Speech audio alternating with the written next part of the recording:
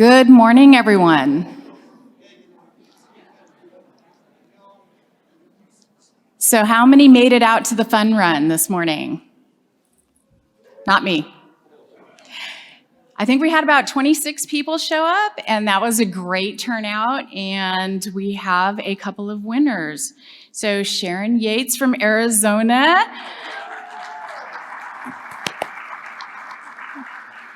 and Thomas Langford from Oregon. So if you would please come up to the stage, we want to take your pictures, but also you're going to see reception for your prizes. I have the honor of kicking off today with a few announcements. If you should have your apps already downloaded to your phone. Has anyone changed the done the shaking for the shake, shake, shake? Yeah? Has that been working? Okay, so if you haven't, take out your phones, go into your app, and shake for the people around you. It won't, even though you're probably sitting with the people that you know, it will pick up the people around behind you, on the sides. It's kind of cool. So I see phones shaking. For those of you at home watching virtually, you can still shake your phone. I don't know what will happen. All right. Please also go into your apps and rate every session as well as the speakers. This is important feedback for us as we plan next year's conference. Tonight, our social event is at the Harley-Davidson Museum. It's going to be between 6:30 and 9:30 p.m.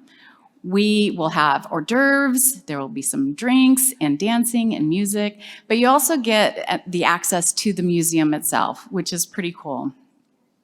You will need to have your badges on to get onto shuttles, which will be out in front of the Hilton. Now, please consider making donations to our NACM Cares charity, the Milwaukee Justice Center.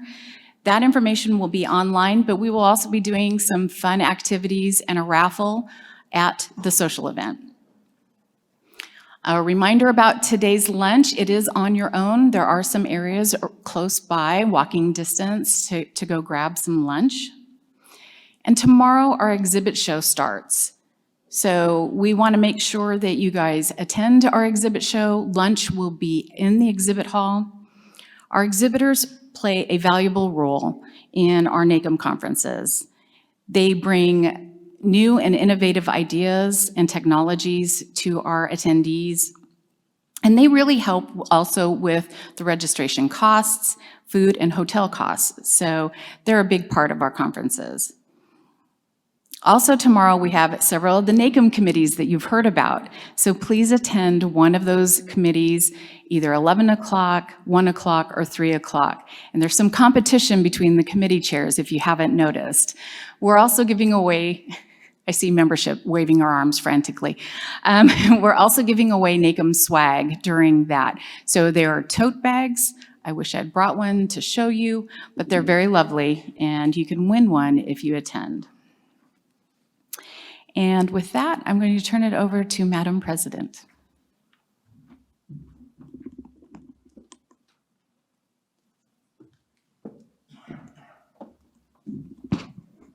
Thank you, Tina.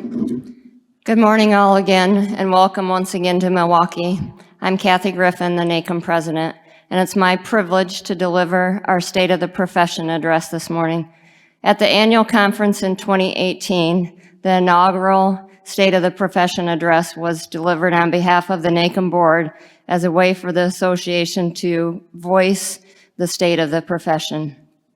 The NACM board feels it's an important way to deliver the message. Each year at the conclusion of our annual conference, a Voice of the Profession survey is sent to our members. It is from that survey that the Governance Committee creates this address. With that said, I would like to thank the Governance Committee, led by Angie Van Scoik and Kent Pankey, and the entire group that worked on determining this update to the state of the profession. Our conference theme this year, Courts Leading the Way in Advancing Justice, a Call to Action, was well thought out in our current state of the justice system. There are always new subjects of interest to report along with familiar problems we've had to overcome. Until recently, however, the profession has seldom found itself challenged to significantly change the way it does business. Historically, courts' go-slow approach to change has even been praised as serving the interest of the legal certainty and the rule of law. This interest in the stable evolution of our laws does not account for the distinct need to modernize the processes by which we apply those laws and the ways in which our public institutions operate. The advancement of justice and the rule of law itself are profoundly impacted by issues of real and perceived accessibility, real and perceived fairness, representativeness on the bench and in the court workforce, and in our ability in the courts and the justice system to engage the public with modern, responsive technologies. These all affect the public's trust and confidence in our courts. Although every branch of government has a role to play in achieving justice, the courts can lead the way. My opportunity over the last year to interact with dedicated court staff and administrators at all levels in every type of court, and with chief justices and judicial officers who preside over every type of case, has given me a vantage point to proudly report that over the last couple years in particular, our courts have demonstrated that they have the resilience and the resourcefulness to lead the way when we are willing to act. When we act, we lead by acknowledging the challenges before us, by sharing and learning from each other's experiences, by being willing to try new things, and by committing ourselves to improvement. I thank each and every one of you for leading in your courts and communities, regardless of the personal and professional challenges that we were each faced with. And I call us to action to both respond to change and lead the change. Our profession is currently experiencing a period of extraordinary transition, fueled by the recent pandemic, strong calls for racial justice, economic factors that before the pandemic led to certain challenges and now lead to other challenges, local and national political dynamics that bleed into the public's view of the judicial branch.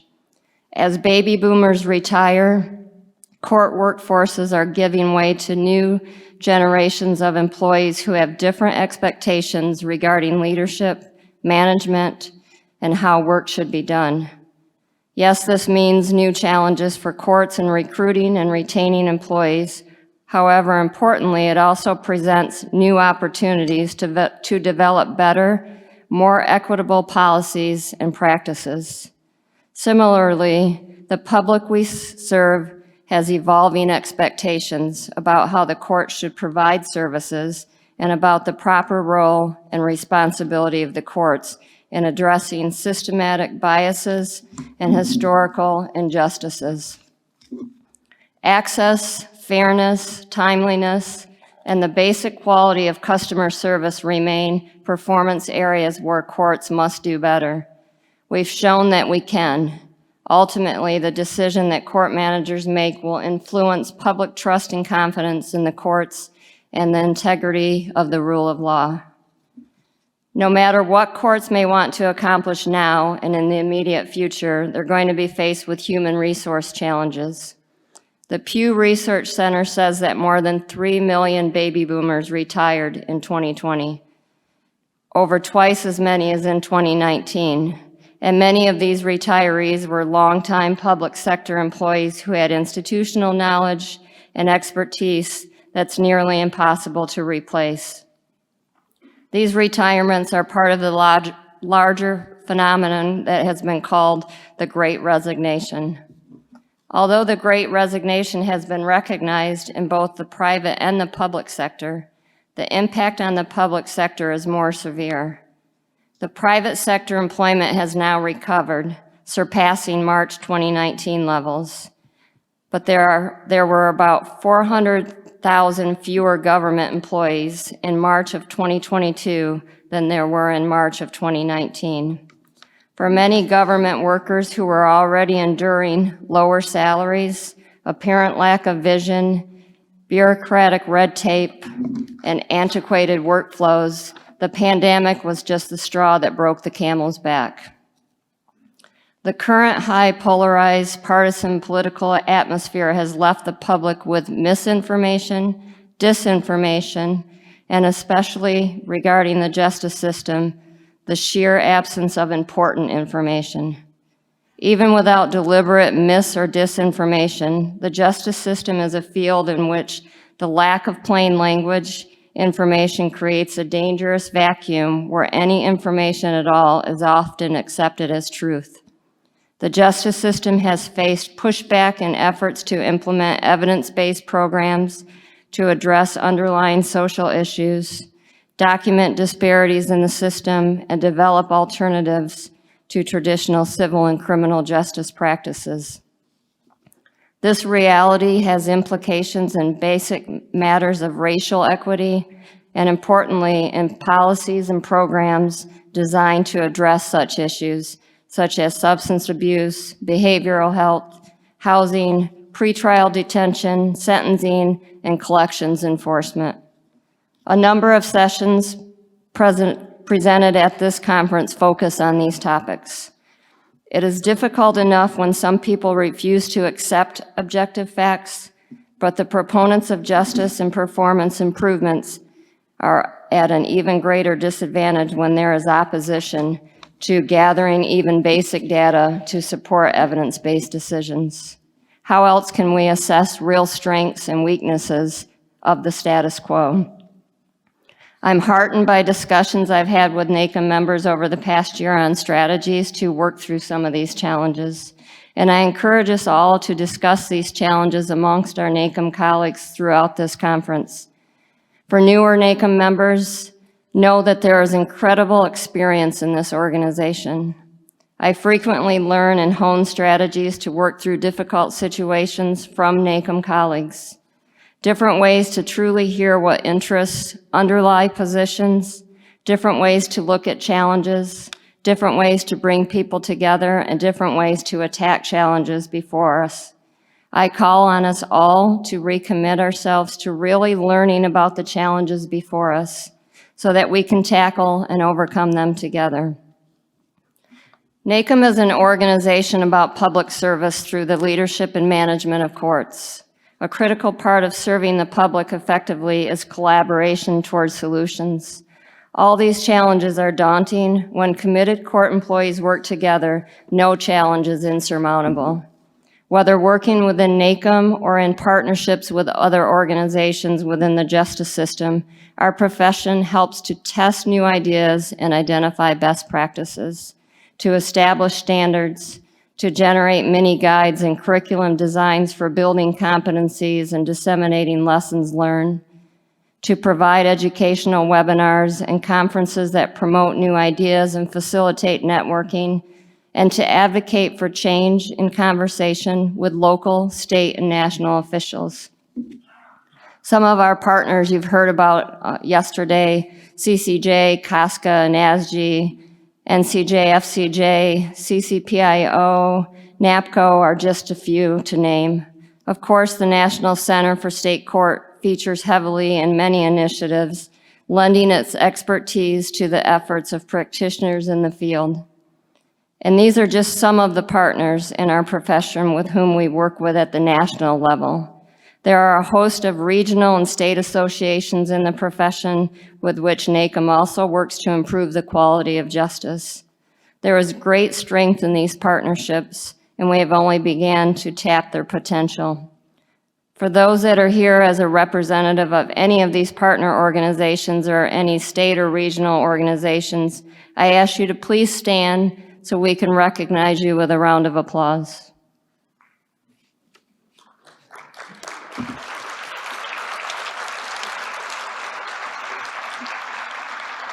Thank you for everything you do.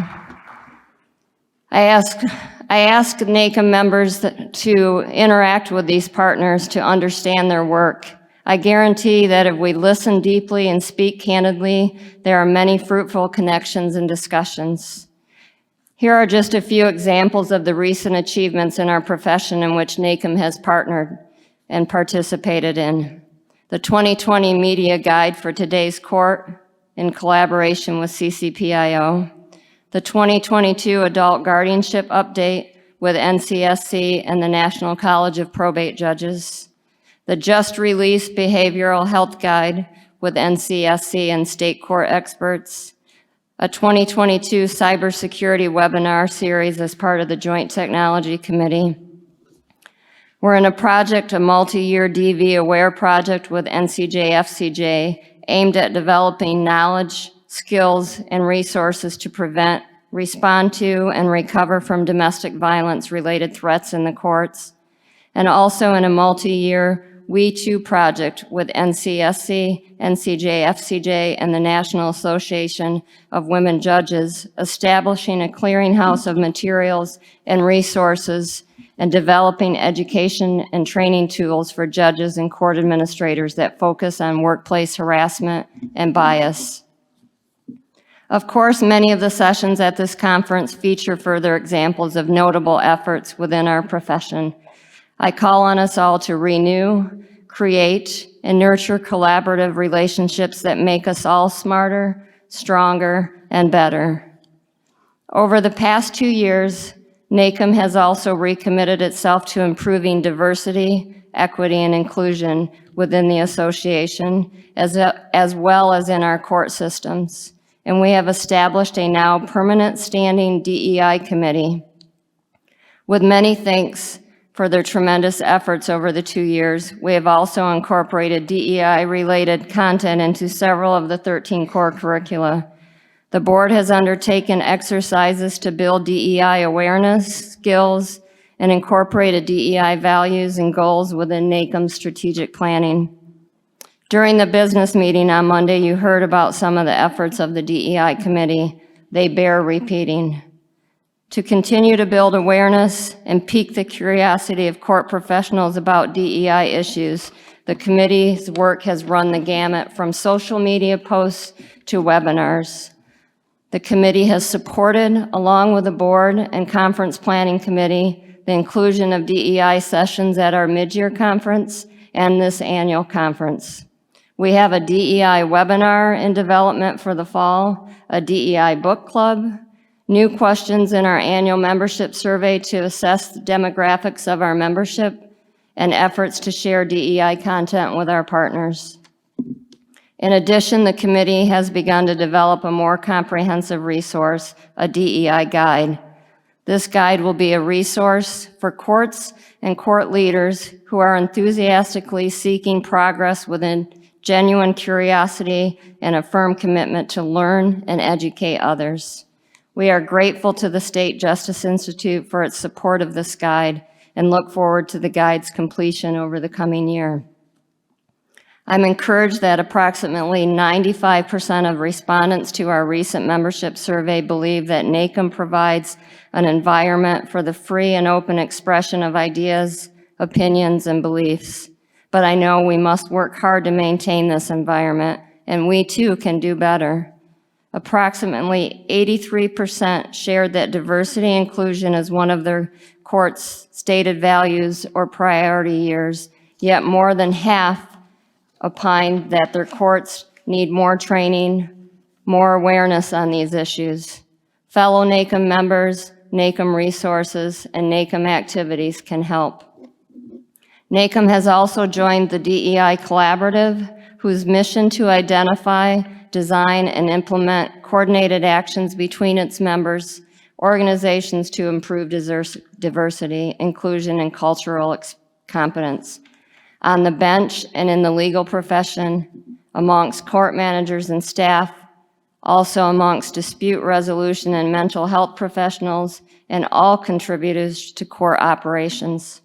Ultimately, we wish to improve and deliver new, effective, and culturally relevant court outcomes for the communities that we serve.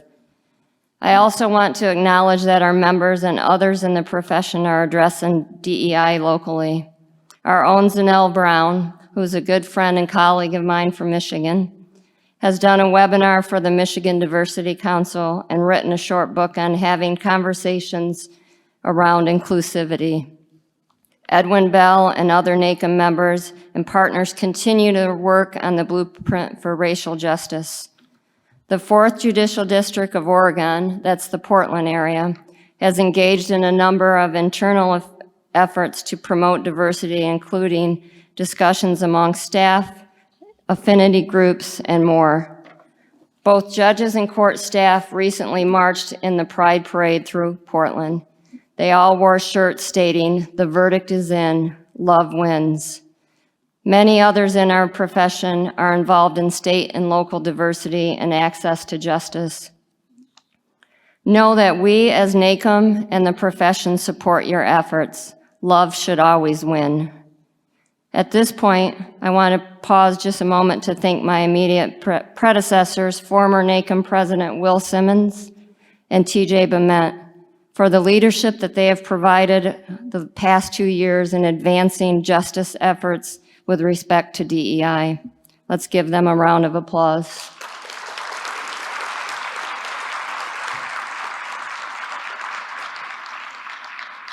I call on each of us to remain engaged because we understand that our work will not be completed until all persons in our courts and in our society are treated as if they belong and they feel that they do as well.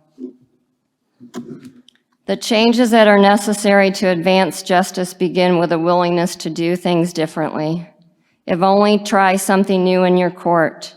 Our profession has learned a great deal in the past 50 years or so about best practices and the competencies needed for good court management, but we still have too much difficulty or unwillingness in implementing the lessons we have learned. It took a pandemic to force us to widely implement technologies for remote work and virtual hearings that have been around for years.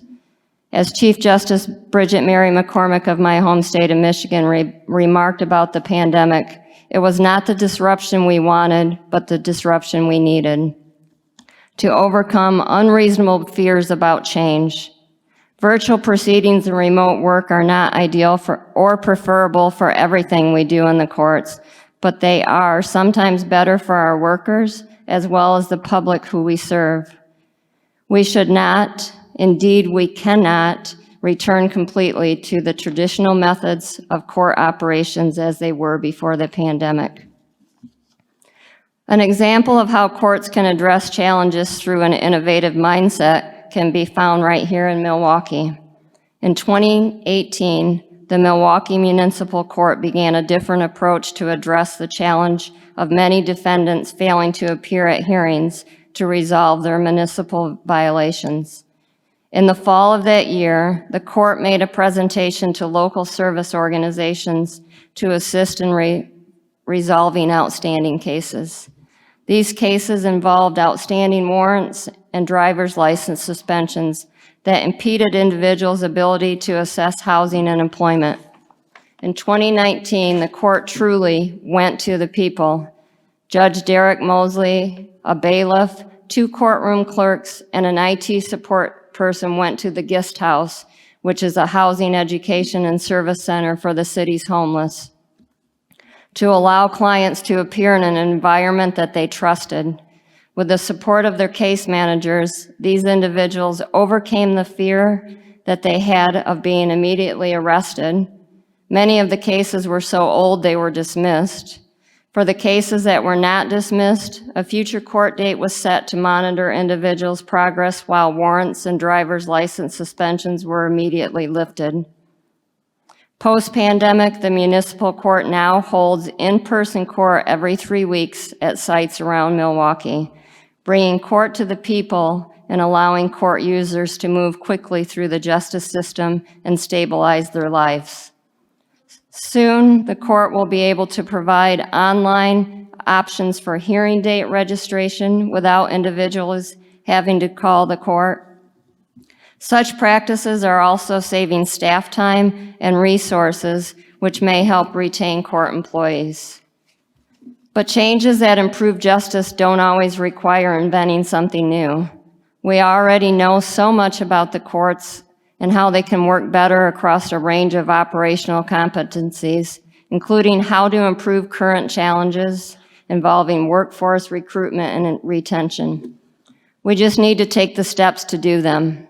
Professional associations like NACM can help through educational, mentoring, and networking activities that share experiences and develop managerial competencies.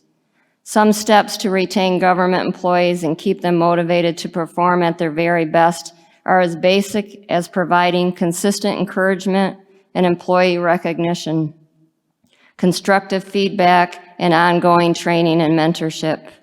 Where possible, offer a hybrid work schedule and eliminate repetitive manual tasks with automation.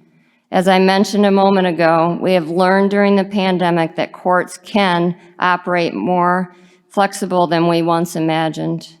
Additional funds will not always be available, but court leaders can develop credibility with state and local officials and work with them where there are opportunities to make necessary hires and to provide pay increases. Such was the case with the American Rescue Plan. Federal grants and other resources should not be overlooked. Understand that organizational culture is a foundational aspect of talent retention and many other court improvements. Consider your court's daily operations and how everyday habits impact culture. Remind employees of the important civic purpose and responsibilities of courts and create both short-term and long-term goals that everyone can work toward. Emphasize work-life balance, employee development, and good health practices. Employee well-being has become a major issue during and in the wake of pandemic and can contribute to performance. Encourage employees to work together and play together. A sense of community in the workplace can achieve wonders. Don't be overwhelmed by thinking that you need to completely transform your court's culture overnight. Recognize that shaping the right culture takes time, and staffing turnover can sometimes create opportunities for positive cultural change, including greater diversity and inclusion. I call on each of us to rethink a few prior decisions until we find an area where we genuinely and prudently change our minds in light of new facts, circumstances, or priorities. In other words, let's all learn something new and take a prudent risk to try it out. The areas I highlighted this morning are areas identified in the last Voice of the Profession survey. I encourage us all to share our voice in the next Voice of the Profession survey to keep our organization vibrant and current. I also want to emphasize for each and everyone here that public trust and confidence in our justice system would wither without your courageous, even often quiet leadership in your own court and community, and despite the personal and professional challenges that you face. This is the value of your work. I want to underscore how much I and the NACM board appreciate the work that you do daily. Let us all take heart our call to action to lead the way in advancing justice. Thank you, everyone. Have a wonderful remainder of the conference.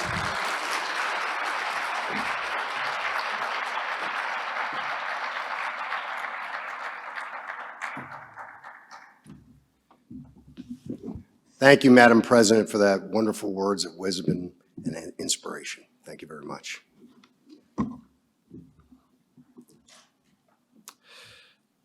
As President Kathy Griffin noted, the events of the last 2 years have really forever changed the American justice system.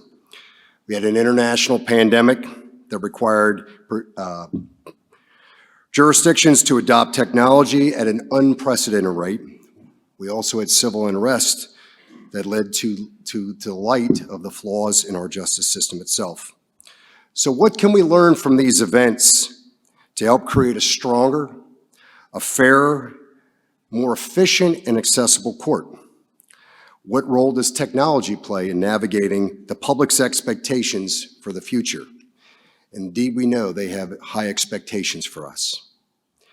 Here today to discuss meeting this measurable and desirable goal of a transparent court is Mr. Brian Mcgrath, President of the Courts and Justice Division from Tyler Technologies. Mr. Mcgrath.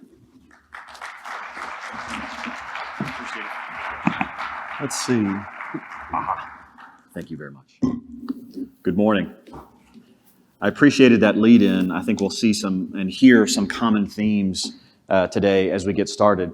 As mentioned, my name is Brian Mcgrath. I serve as the president of the Courts and Justice Division from Tyler Technologies, and I'm thrilled to be here. That gentleman there is overly photoshopped and wears way too much makeup, so I'm not quite sure who he is, so don't worry about that.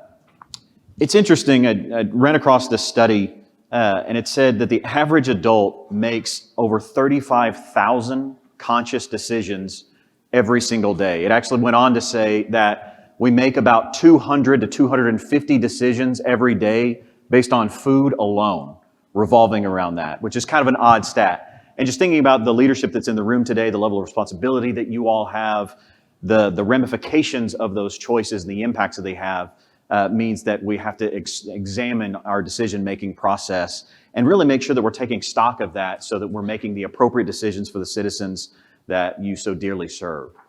Now, I also liked this particular quote. I promise it's not a food-themed item as it talks about gut, but it just speaks to the way that most people in the world make decisions. It just says most of the world will make decisions by either guessing or using their gut. And the result of that is they will be either lucky or wrong.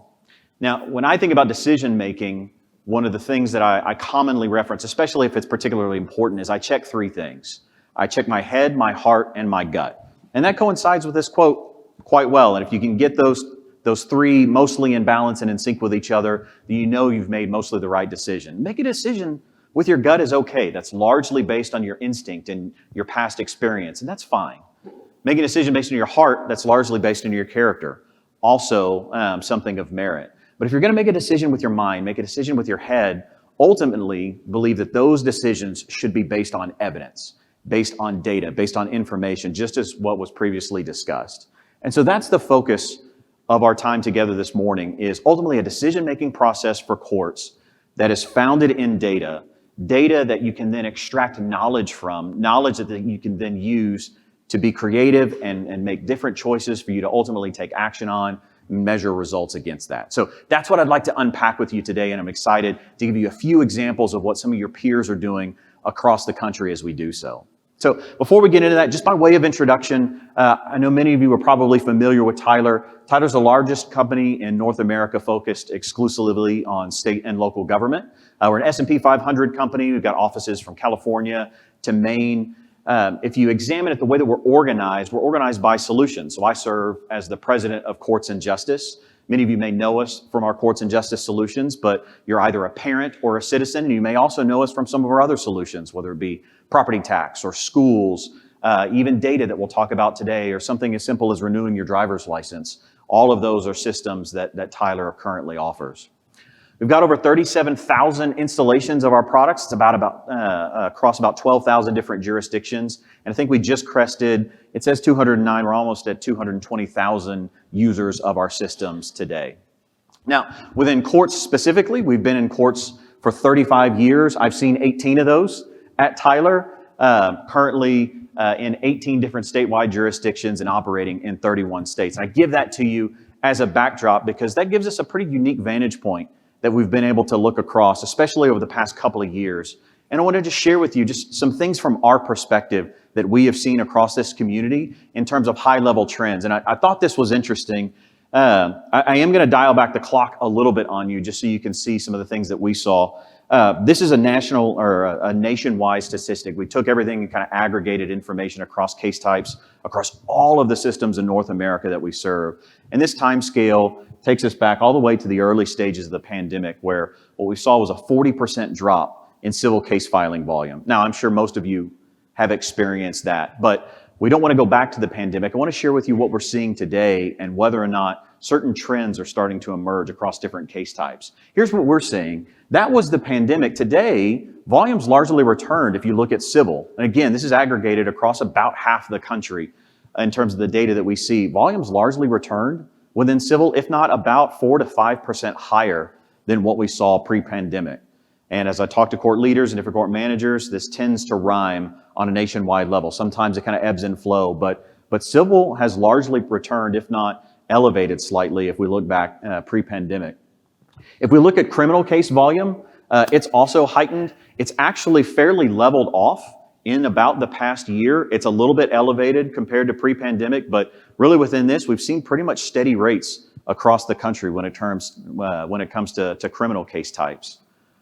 In addition, if you look at traffic, though, it still hasn't returned quite yet. It dropped dramatically in some jurisdictions, upwards to 80, 90% in terms of their ticket volume that they saw or traffic incidents. It's still relatively depressed. We heard in this morning session about how certain folks are still working remotely, working from home. That's still less cars on the road. We're still seeing traffic incidents down about 20% nationwide. That is impacting certain funding elements, but it's largely kind of leveled out, and we think this is kind of that new normal, if you will, that we've seen over the past 12 months.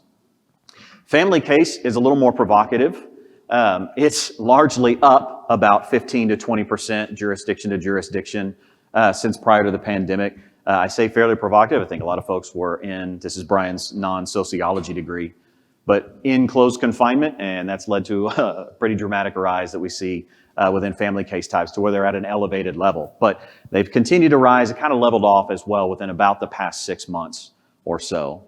So I give that to you just to say what we've seen is really these trends, they haven't spiked as much as we might have heard or might have experienced in 2020 or 2021. Really through the latter stages of 2021 and then now into 2022, the volume that we're seeing right now in all of our systems is pretty much the volume that we believe that we're going to continue to see and that we can manage against and set policy against and business processes against as we progress forward. Now, what's interesting is I would contend that given that data, one of the conclusions that we can draw is that we all now have this solid footing, this solid ground that we can make decisions from. We don't have to be reactive like we were before, which I applaud this group for being so responsive and reactive to what you had to address and what you had to face over the past couple of years. But now things have largely leveled out. And what you're seeing today seems to be the trends that you'll be dealing with through the remainder of the year and for the foreseeable future. From our vantage point, as we look out and look at courts, there are courts that are still at varying stages as we kind of emerge from this time period, at varying stages of their electronic journey. There are courts that are still implementing case management systems. There are courts that are still in permissive e-filing, still thinking about switching over to mandatory e-filing. And what's tough about those jurisdictions is the folks that have already done those things have really raised the bar over the past couple of years in terms of the different technology choices or what capabilities they've come to offer. And it's actually a really difficult set of choices that you all have to face now once you kind of move through those gates. Just thinking back on the technology choices that you used to be faced with, you really only had one choice to make and then another choice and another choice after that. There wasn't much variability. So what I mean by that is if you wanted to be electronic, you had to first implement a case management system. If you wanted to be electronic even further from there, you had to take all of the paper documents and start to scan them in and get them into a document management system so you could kind of marshal around electronic documents throughout your office. One choice to make to be electronic. From there, if you wanted to be more electronic, then you implemented electronic filing. You implemented it in a permissive basis, then you went mandatory. That's how you continued on your journey. One choice to make, serialized at each step of the way. Many of you have done that. Most jurisdictions now are doing mandatory e-filing, still see a few pockets across the country that aren't. Most have made all of those choices, and now you're faced with an infinite variety of solutions that you can focus on. Do you want to focus on self-represented litigants? Okay, I might do online dispute resolution. I might do electronic forms online. I might do with hybrid hearings. I might look at virtual court and virtualized technology. Well, if I'm going to do that, I might need audio within the courtroom. Traffic resolution I might want to take on. I might want to look further within our attorneys and try to get closer with automated hearing scheduling. I mean, the number of choices that you have now compared to the decisions you previously faced is vast and it's infinite. And so faced with that, I've actually gotten this question a number of times. One particular chief judge literally asked me this question almost directly and just said, hey, when I'm faced with this infinite number of choices in terms of technology decisions that I could implement, that I could move forward with, what do I start with? Where do I go? What might I prioritize as that highest priority? And for me, the answer is simple. It's straightforward. And it goes back to what I mentioned at the start of the hour, which is driving decisions ultimately with data. there's so many different choices that you've got. You need that bedrock, you need that foundation of real evidence, of real information, real knowledge, so that as you're making those policy decisions in all of these different choices that you have to make to address all of these different stakeholder groups, you need that foundational component, which is driving decisions with data. So for the remainder of the day, I'll give you a few examples of this, some challenges, and then also just some examples of what we're seeing out in the community where there's some real success stories that are out there that might be some inspiration for you as you proceed forward with the conference. So one of the things that I find interesting about some of the discussions that I hear at conferences like this, or just as I meet with different leaders and hear about trends, is no jurisdictions are really created equal. If we dive down and we look at different jurisdictions, kind of see what the trends are within them, there's not one key policy choice that you could make that affects all of them. And it's why data that is jurisdiction specific, but also gives you some of that just a glimpse into what your peers are doing is so important. I also pulled this, I zoomed out a little bit just so you get a sense for it, and I obscured the names just to protect the innocent on this, but wanted to give you a view of a couple of different states. I keep hearing about backlogs or case surges across a couple of different case categories and evictions, and then I'll show you debt collection here in a moment. And this is why I think data is so important for a specific jurisdiction to drive policy decisions around. If you just look at what happened, I zoomed out pre-pandemic so you can kind of see what happened in each one of these states, what their eviction volume was. Obviously, there was a dramatic dip in April of 2020. That's to be expected. You can see in the first state, they obviously lifted eviction bans and they saw quite a surge, a fairly dramatic surge in eviction case volume. They weren't prepared for it. They were able to go back in, make some quick policy decisions, move some staff around, and be able to keep pace with it. And there, it's largely leveled out. If you took that same set of data and you tried to derive the same set of actions in that second state, they really didn't see that dramatic a change. Does it mean that they have a backlog? I don't think so. Does it mean they're going to have a surge that's coming up? Possibly.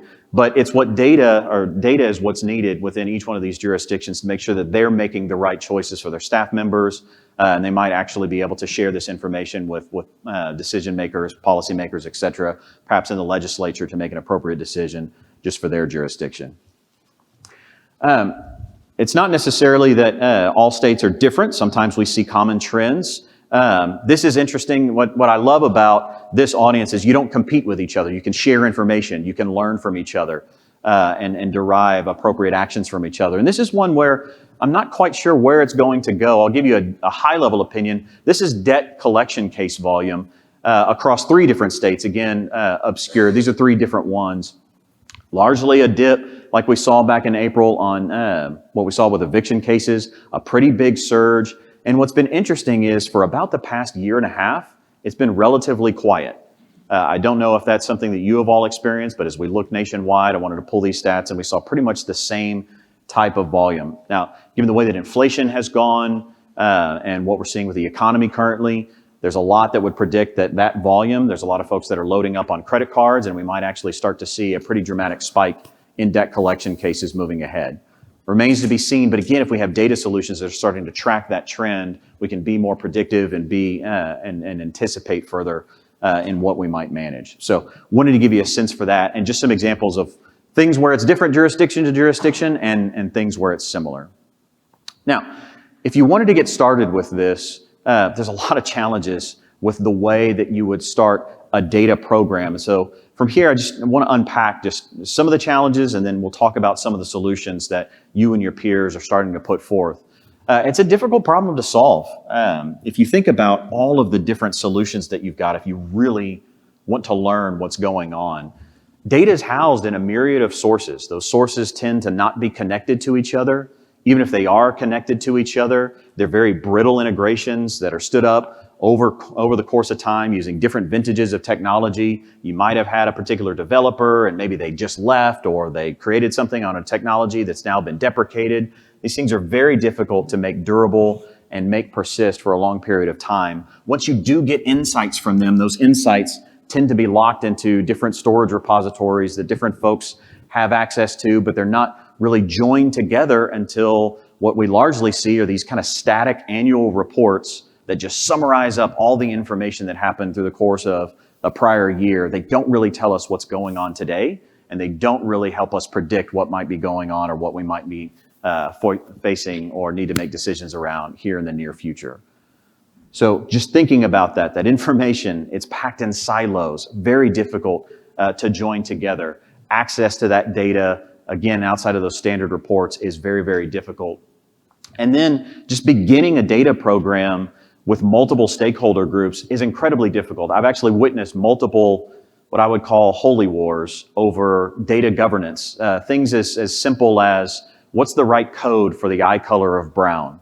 I can't tell you the number of systems that I've seen where there's a myriad of choices and we've got to make a decision around what's the right code that we want to use. Is it BRN, BRWN? How do we join that data together? That's just one data element on a party record when we ultimately need to make decisions around the entirety of a data set across different agencies. So starting a program from scratch is incredibly difficult. And so that's why we feel so strongly about a connected justice ecosystem, one that takes all of that data, merges it together into a common core, something that we can then make predictive solutions off of, we can then create out-of-the-box solutions on, we can move away from static reports, we can empower local decision makers to make the right policy choice at the right time for their particular court, their jurisdiction, and really just kind of move away from that kind of stale static reporting that we've seen so commonly throughout our industry.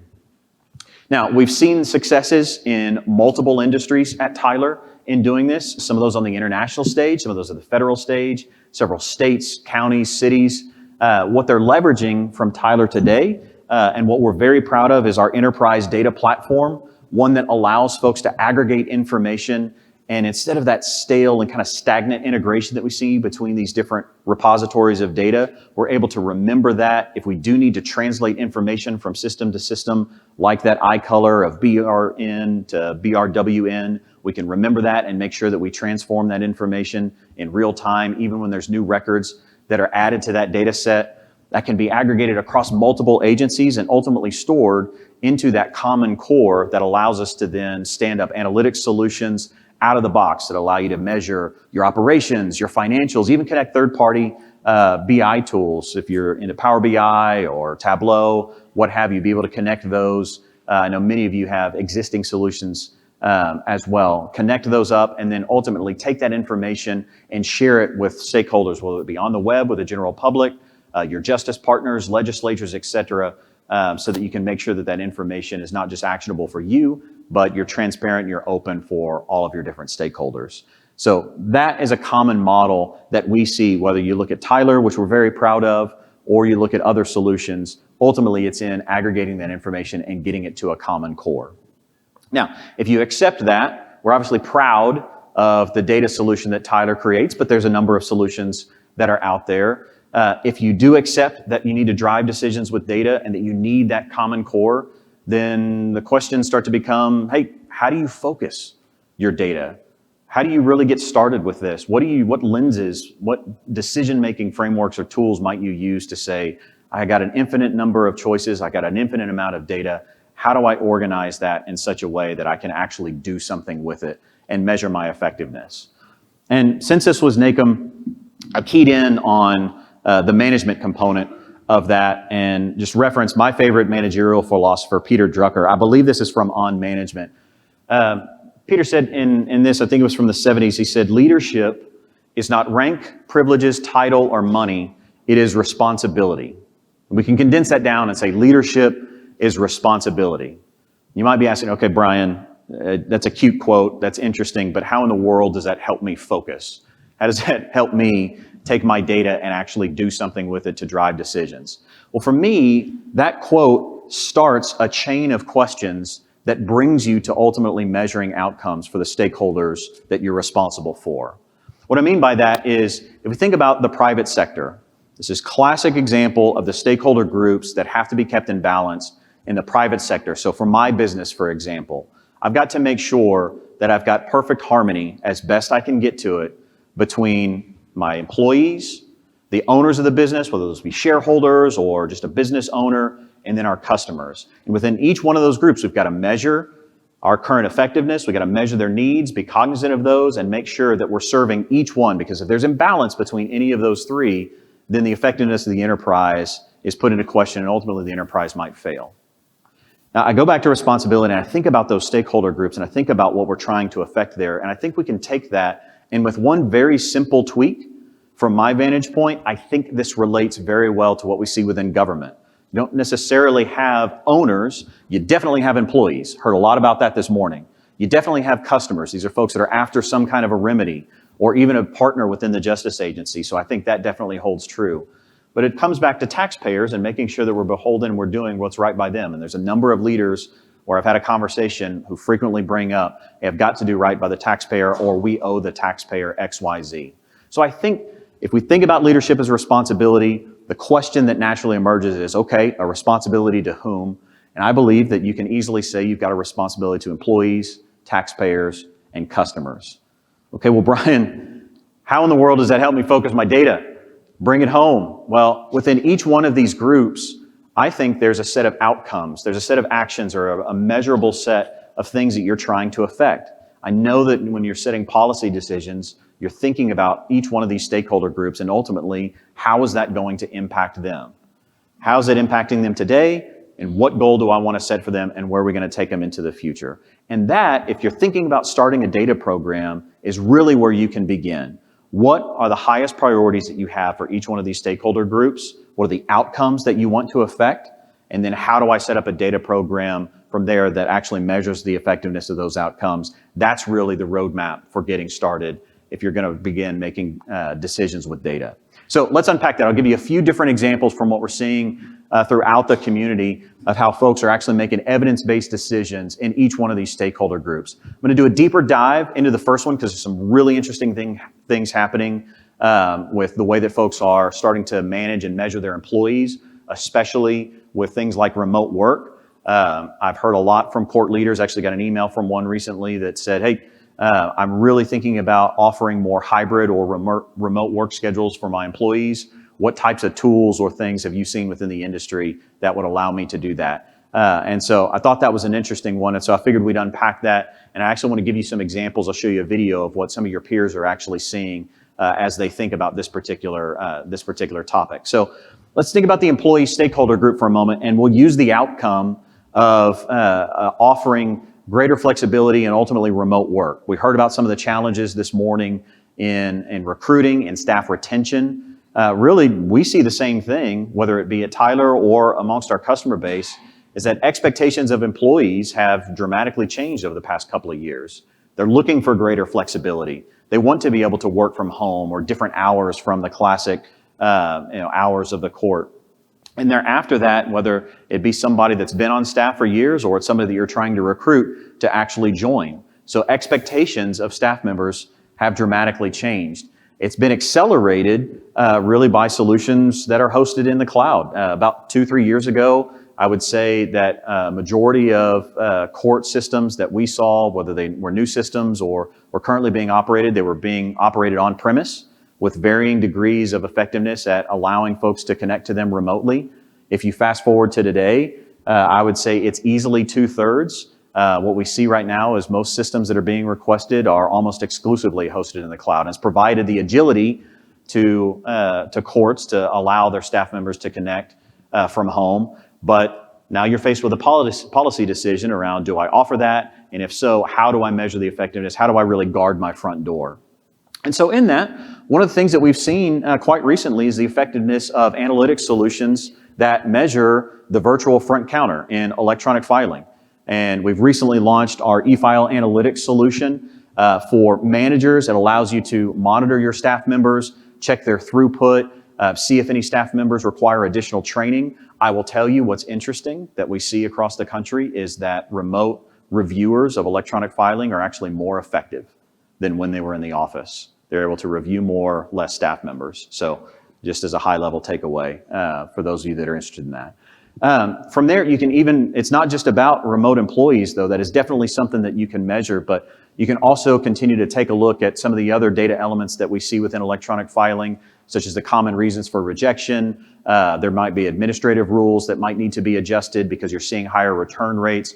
All of these things can be reviewed and be measured and assessed in real time.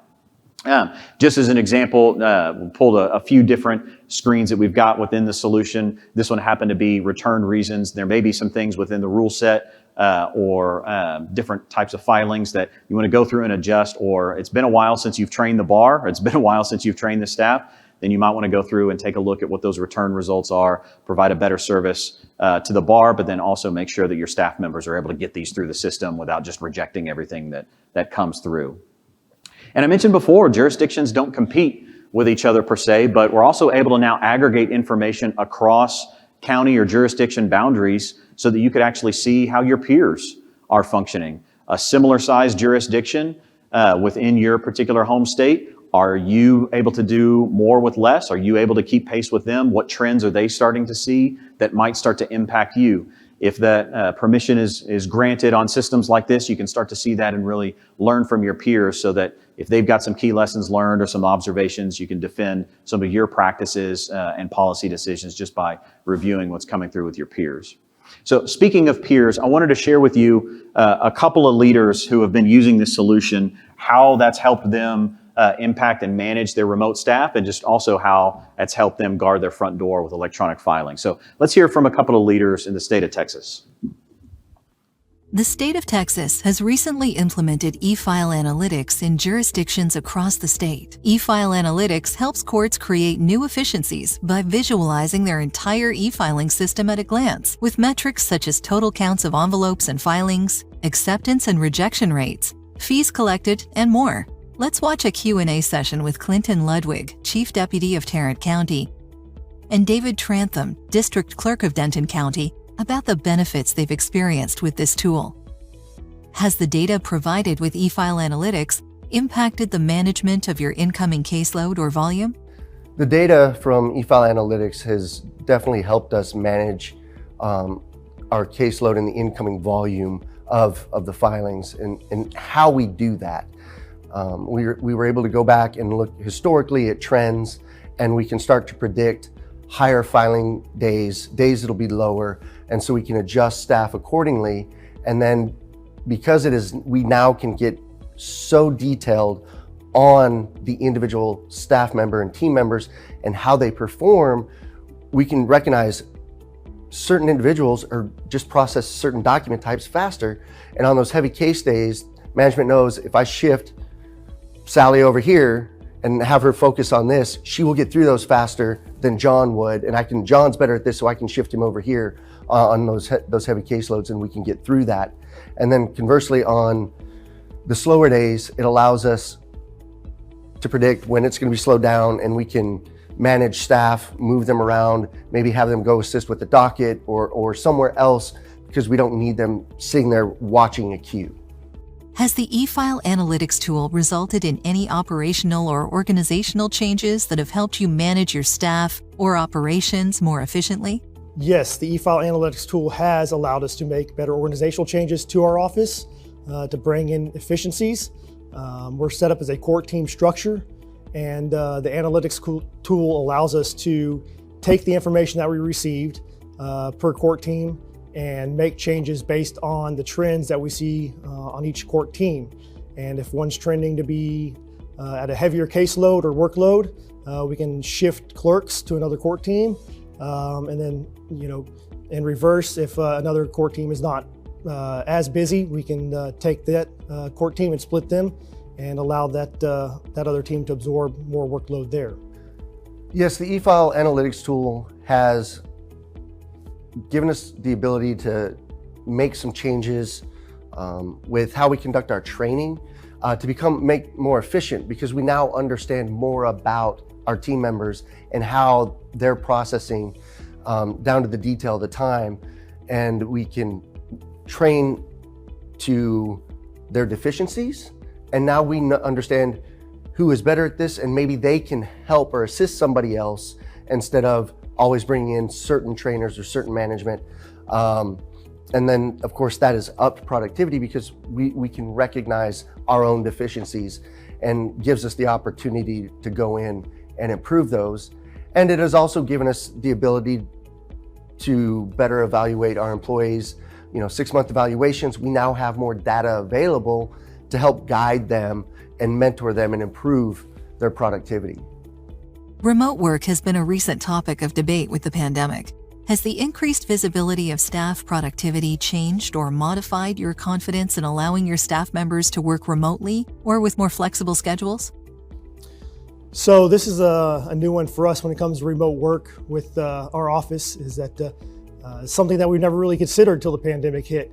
And we kind of had reports that have come through, and you kind of see what the trends were and what we were doing. But with analytics, we can now see it on a micro scale of what each individual staff member is doing and what they're capable of doing.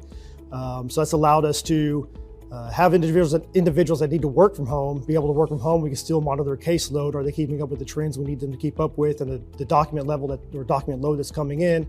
But then it's also allowed us, now that we're coming more back to the work, more back to the office space, it's allowed us to consider maybe a flex schedule to allow our staff to have either a 4-10 type shift or a 30-50 shift if they want to do that. Just depends on what they want to do now with their lives, because it allows us to basically better manage what their workload is actually doing for our office.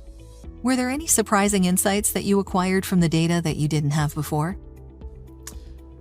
The best insight that I think we've gotten that we didn't have before is what other counties are doing, or even just the state of Texas in general.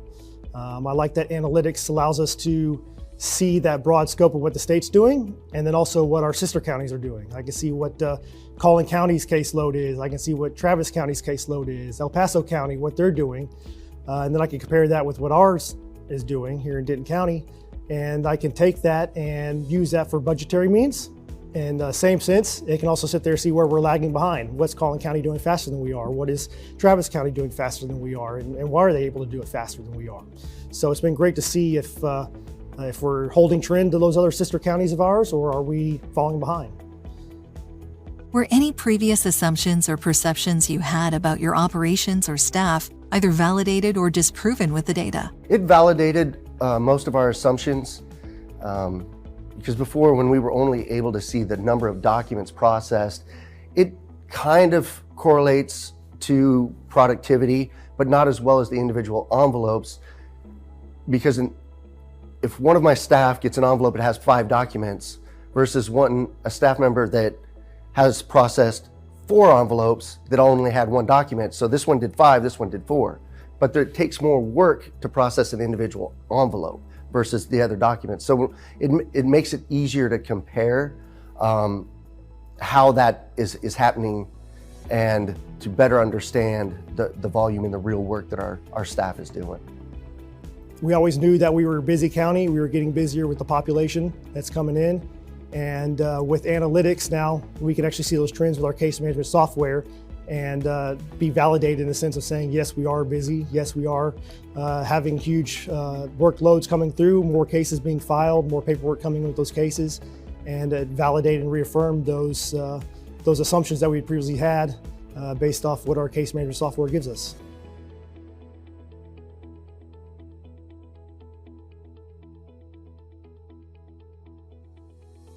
I thought that was really interesting. They just rhymed with so many different questions that I have been asked, or different scenarios that I've observed from leaders who are trying to think about their staff members, trying to manage that caseload and manage individual team members, especially if you have quite a bit of staff turnover. Then again, that's something that you'd want to get into. So thought you'd appreciate a bit of a deeper dive and just kind of hearing from them. Just just a little bit of background. Denton County, one of the fastest growing counties in Texas. It's a population above 500,000. Couldn't tell you the exact number today. Tarrant County is Fort Worth, one of the larger jurisdictions also within the state of Texas as well, both kind of in the DFW area. So I really appreciate just the perspective that they added, and hopefully you got some value from that, especially if you're thinking about employees and some of the things that you might measure there. So let's dive in, just not as much time, but wanted to give you some examples of what some of your peers are doing and a couple of these other stakeholder groups. Just looking at taxpayers, a lot of leaders that I speak to, they speak about efficiency of justice, and that's the appropriate use of taxpayer dollars. We heard about budgetary items within the employee item that obviously carries straight over into thinking about taxpayers. I hear this type of question a lot. It's actually, I don't hear this from leaders. I hear this and read this more in literature or in mass media. Just, hey, how can I quickly reduce my case backlog and predict what case types might actually experience a surge? Can I get just a show of hands? This is maybe more for me than anything else. Who in here has a significant backlog? Okay, I'm gonna, with my journalism degree, tell you that's roughly 25% or so of staff members. Of what we see across the country, we actually don't see across all case types a giant backlog. And in fact, what we see, most jurisdictions have been able to keep pace quite effectively over time. There are different case types and case categories and pockets that we see across the country. No jurisdiction is clearly the same, but this is definitely something that we see asked quite a bit. We also know that jurisdictions are saying, hey, I made a number of policy decisions hoping to shorten things like the time to disposition, but what's the effectiveness of those? And then ultimately, we heard about this, I believe in the morning session, just kind of calls for greater transparency within especially the justice system that we've seen over the past couple of years. How can I promote that transparency with the information that I've got? And so that's why we've really focused here. When you think about taxpayers, we think about efficiency in a court analytics suite that sits on top of a case management platform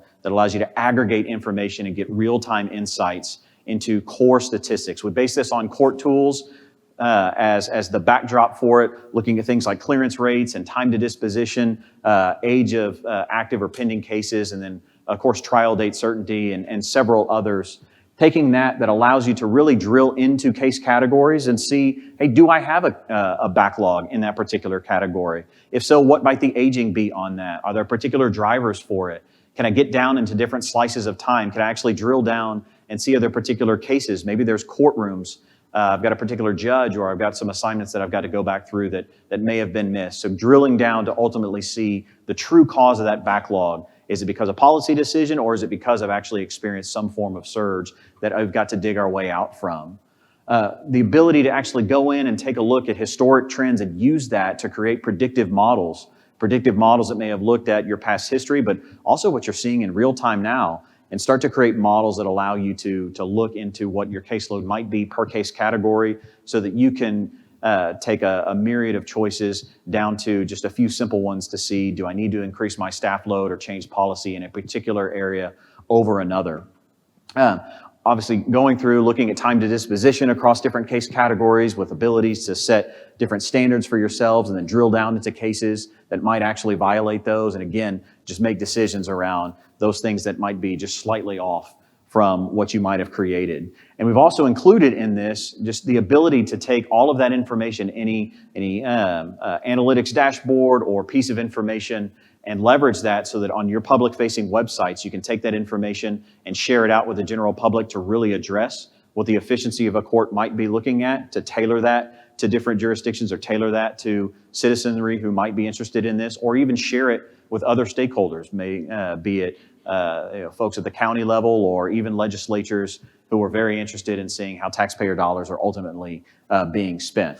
And so aggregating all that court information out of the box and, of course, providing a level of transparency as well is another way that you can take a look at that particular stakeholder group and thinking about taxpayers and driving efficiency.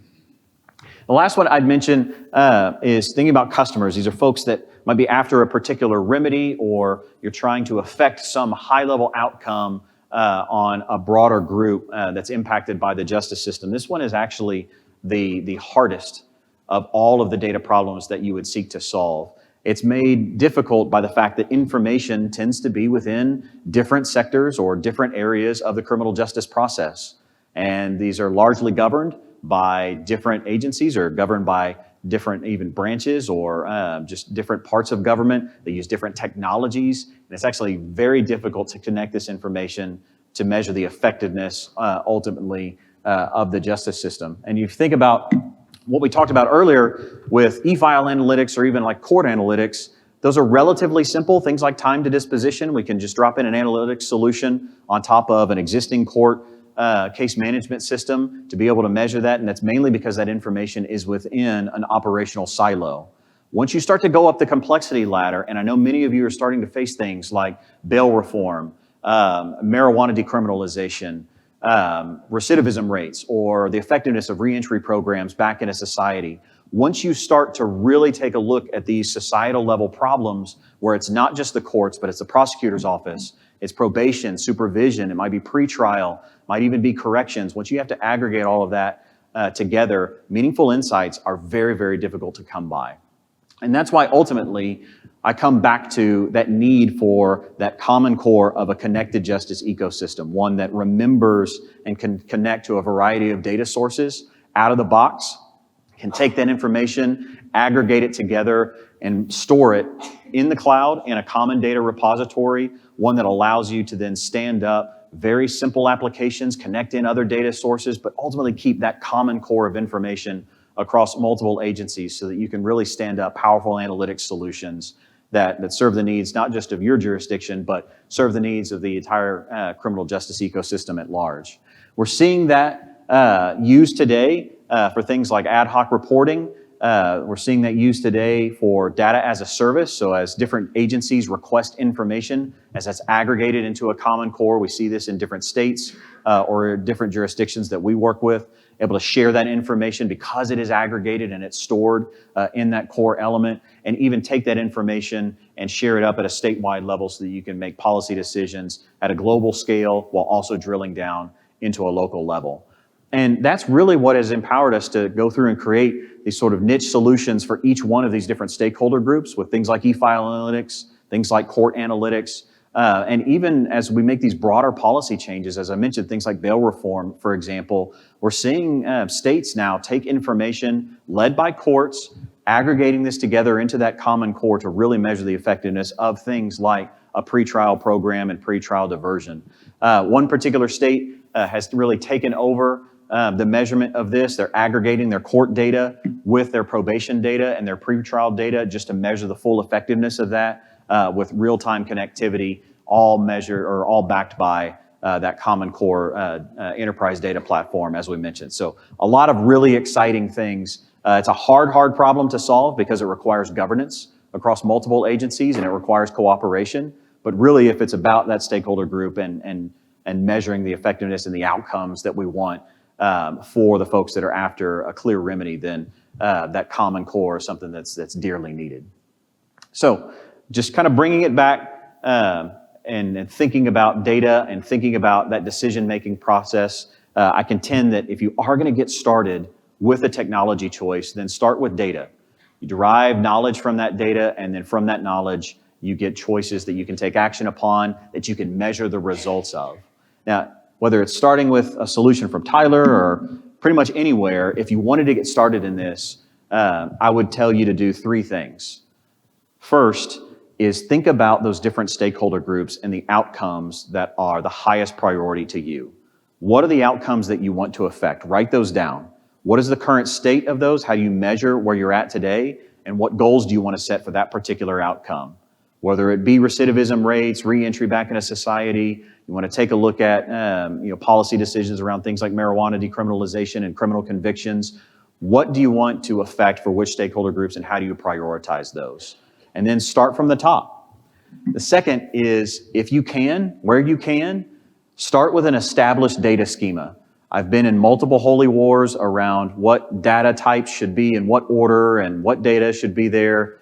Yeah, I'm seeing Jim shake his head because he's been in the same rooms. If you can start with an established schema, then that's going to accelerate all of that process for you so you have a quick and easy foundation that you can edit from. Just start from something that's already been established. That's why when we looked at court analytics, we started with court tools. We embedded and added on to it, but start with something that's already established, already proven, so that it just accelerates it out of the gate and you could get quick wins. And then the third thing is make sure that you're always measuring. Measure your current state, measure the results as you make decisions and you take those actions, because ultimately that's going to allow you to see your effectiveness, and then you can make that a more cyclical process and continue to adjust and get key learnings from there. So if you needed to get started with data, I offer those three things really as a roadmap for next steps. Ultimately with that, that's how I think you begin to manage more with certainty. So if you want to learn more, I know the exhibit hall opens up tomorrow. We'll be in booth 303.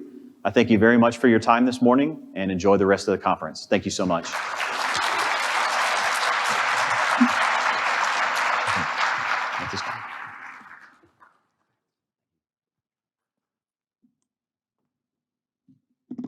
Thank you very much, Brian. That was a very insightful presentation on an essential component of what it takes to create and sustain a highly effective court, as well as address the mental health of our employees. Please remember to rate the session. Get out your phone. See, I have mine here. And go to the app and remember to rate each session throughout the day. Before we take a break, I want to give you a quick rundown of today's agenda, although you can see that on the app as well. We'll be starting the breakout sessions here at 10:30. You will have lunch on your own, and then we will resume the afternoon sessions commencing at 1:30. There'll be two separate sessions, one at 1:30 and one again at 3 p.m., and we will finish today at 4:15. You will have a 2-hour break, and then be prepared to have some fun tonight. The buses will be outside the hotel at 6:15 p.m. to board, or if you would prefer to walk, it's not a far walk to the Harley-Davidson Museum, and we will be there for 3 hours plus perhaps tonight, and we hope you will enjoy that event, but also enjoy the rest of today. So thank you very much.